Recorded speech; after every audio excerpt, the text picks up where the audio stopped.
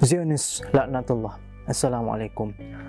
Sebagaimana kita sedia maklum bahawa pada hari ini, pada ketika ini telah berlakunya keganasan dan kezaliman. Tentera daripada negara haram Israel laknatullah telah menyerang negara Palestin, khususnya penduduk di Baitul Maqdis dan Gaza, dan sekarang telah merebak kepada seluruh Palestin. Ianya berlaku di dua lokasi utama di kota Al-Quds. Yang pertama ialah peristiwa pengusiran penduduk di Sheikhul Jarrah. Cubaan tentera Zionis untuk mengusir dan mengeluarkan semua penduduk yang tinggal di Sheikhul Jarrah supaya keluar. Alasan mereka hanya satu sahaja, iaitu ini adalah arahan daripada mahkamah yang mana mengarahkan mereka semua keluar daripada kediaman mereka, daripada tanah mereka, yang berikan kepada penduduk haram Zionis laknatullah.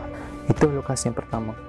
Lokasi yang kedua ialah Masjidil Aqsa. Usaha Zionis Israel laknatullah untuk mengosongkan Masjidil Aqsa ialah bertujuan untuk membuat ataupun mengadakan ritual keagamaan di dalam kawasan Baitul Maqdis, di dalam kawasan Masjidil Aqsa, yang mana dipanggil sebagai Yaumul Al-Quds, Hari Al-Quds. Hari yang mana kononnya mereka menganggap bahawa hari mereka menjajah ataupun menakluki Masjidil Aqsa, dan pada hari tersebut mereka akan melakukan sesuatu yang keji dan hina, iaitu meminum arak dan akan memukul batang tubuh mereka dalam kawasan Masjidil Aqsa itu sendiri.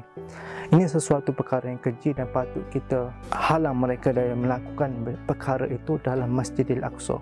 Dan usaha ini telah dilakukan 2 minggu awal lagi sebelum datangnya Ramadan. Maka ini menimbulkan kemarahan penduduk di sekitar Masjidil Aqsa, menyebabkan mereka ini melakukan demonstrasi sehinggalah pada 18 Ramadan usaha yang dilakukan oleh Zionis ini gagal. Lalu mereka membuka semula laluan ataupun pintu utama yang telah diletakkan penghadang besi tadi. Namun pada 28 Ramadan, pada malam 28 Ramadan, Zionis ini lebih ganas dan lebih kasar dalam mengosongkan Masjidil Aqsa ini. Sehinggalah Komandor Brigade Izzuddin Al-Qassam mengeluarkan kenyataan bahawa jikalau kamu tentera Israel tidak keluar daripada kawasan Masjidil Aqsa, kami, itu tentera Al-Qassam, tentera Hamas, akan melancarkan roket-roket kami ke tanah jajahan Israel laknatullah. Namun Israel tidak mengambil berat ataupun tidak mempedulikan amaran daripada tentera Al-Qassam. Tentera Al-Qassam yang berbekalkan ketakwaan, keimanan dan semangat jihad yang tinggi melancarkan serangan terhadap tentera Israel, terhadap negara jajahan Israel, terhadap negara haram Israel. Sehingga tentera Zionis melaporkan bahawa hampir 1,500 roket telah dilancarkan ke tanah jajahan Israel. Tentera Hamas telah melancarkan sejumlah roket mensasarkan hub ekonomi di Tel Aviv sebagai serangan balas kepada Zionis laknatullah yang telah menyerang blok menara setinggi 12 tingkat di negara Palestin. Puluhan roket telah dilancarkan daripada semenanjung Gaza untuk menyerang pangkalan tentera udara milik Israel laknatullah. Dan seterusnya, sistem peluru pandu milik tentera Israel yang bernama Iron Dome telah pun mengalami masalah teknikal sehingga peluru pemandu milik mereka itu telah menyerang rumah-rumah penghuni Yahudi itu sendiri. Daripada serangan yang telah dibuat oleh tentera Al-Qassam ini yang memberi kesan yang amat besar kepada negara Israel. Lapangan terbang antarabangsa milik Israel telah pun ditutup secara sepenuhnya. Semua penerbangan telah dibatalkan kerana dilaporkan menjadi sasaran daripada roket tentera Al-Qassam. Negara Israel mengalami kerugian yang besar, iaitu sebanyak 160 juta USD dalam sektor ekonomi mereka.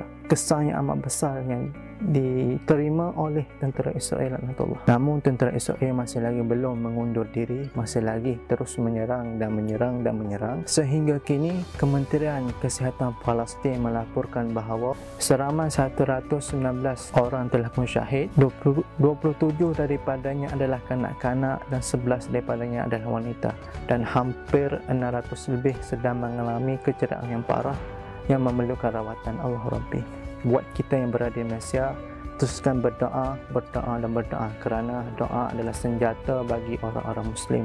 Teruskan menyumbang wang anda kepada saluran yang betul, kerana mereka amat memerlukan keuangan daripada kita semua. Dan kepada tentera-tentera bawang kita di luar sana, teruskan kerja anda, teruskan kerja kita di media sosial dalam mengecam tindakan Zionis yang amat kejam ini yang telah dilakukan kepada negara Palestin.